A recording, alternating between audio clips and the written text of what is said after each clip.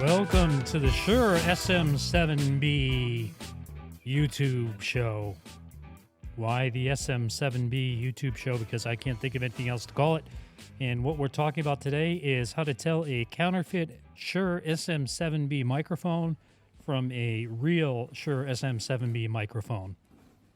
It's not very easy. They look very much alike, and I am going to show you a surefire way of knowing the difference between a real one and a counterfeit one. Now, what you'll see here is that the boxes are almost identical, or are identical. The difference between these two boxes is only that one has the new packaging and one has the old packaging, but that is not a way to tell, because everything up until, I would say, about a year ago has been packaged in the old packaging. Anything in 2022 and 2023 has been packaged in the new packaging.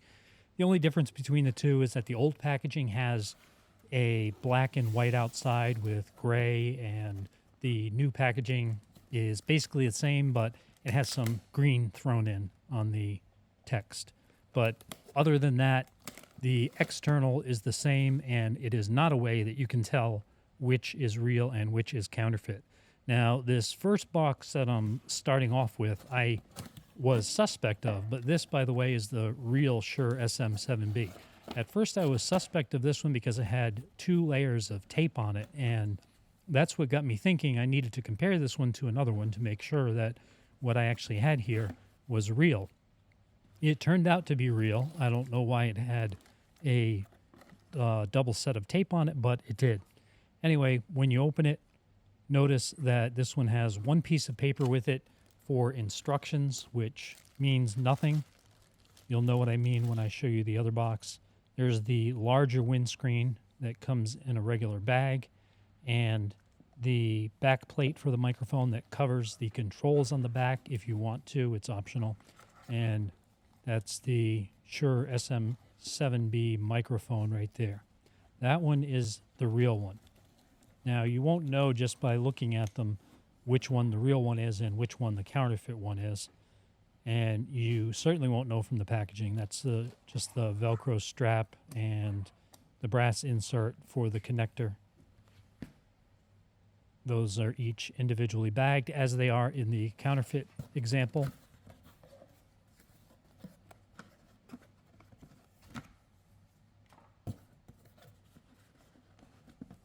Now, when we open the other box, you'll see it's single taped, which actually looks less suspicious, but this is indeed the counterfeit. So this is in the older packaging. It's kind of in like a dinner plate to go little container if you were to take food out or something. I don't know. But I guess it's just because it's recyclable. This is the counterfeit Shure SM7B microphone, which, as I said, looks identical to the genuine one.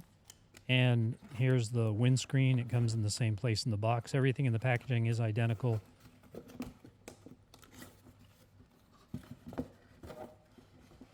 And it contains all the same components. It contains the back plate for the microphone. It contains the Velcro strip for the cable, and it also contains the brass insert for connecting it to the microphone stand. This one actually included a lot more paperwork, which surprised me because it looked a whole lot more official in terms of packaging.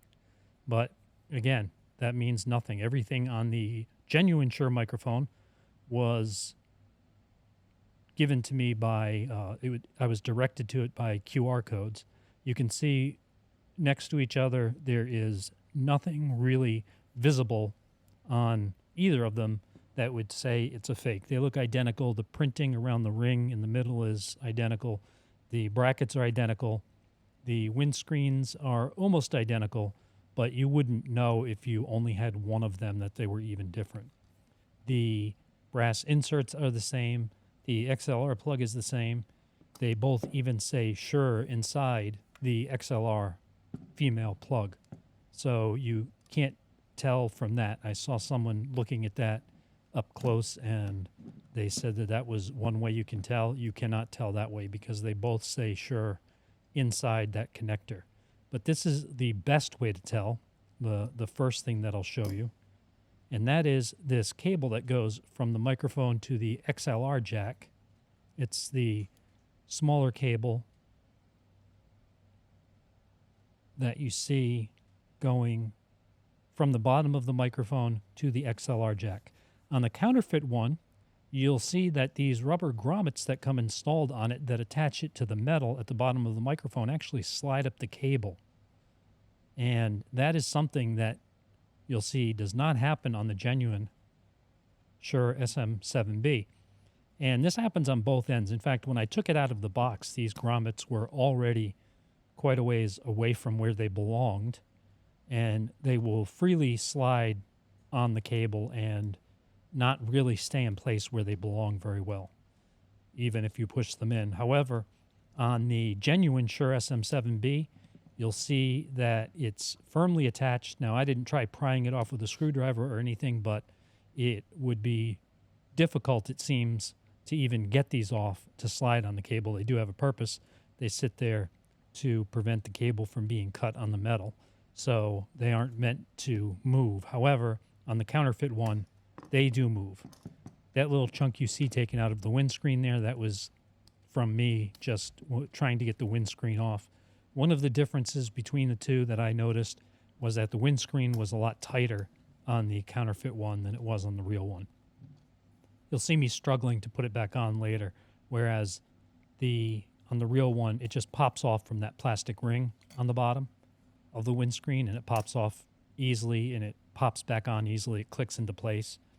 Now, another thing you'll see is that capsule inside. That's actually the capsule that you're talking into, and it's picking up your voice. The one on the left is the genuine one, and that is where you should see the capsule, because they do that on purpose on the Shure SM7B. The reason is they're kind of forcing you to have good microphone technique by keeping your mouth further away from that capsule, because if you are closer to the capsule, it can cause problems with poor technique, with plosives, and some other unwanted sounds. The one on the right is not even attached, and even if it were attached to the inside of the microphone, it's just too high.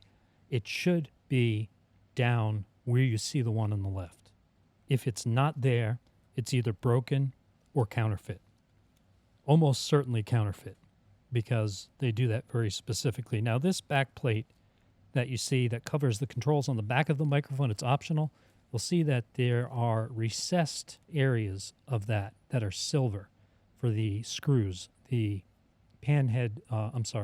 the recessed screws that go into the back of the microphone would sit in there, whereas the counterfeit one does not have those recessed areas. It's just all black with two holes drilled in it, where the genuine on the left has the recessed part of the screw actually machined in.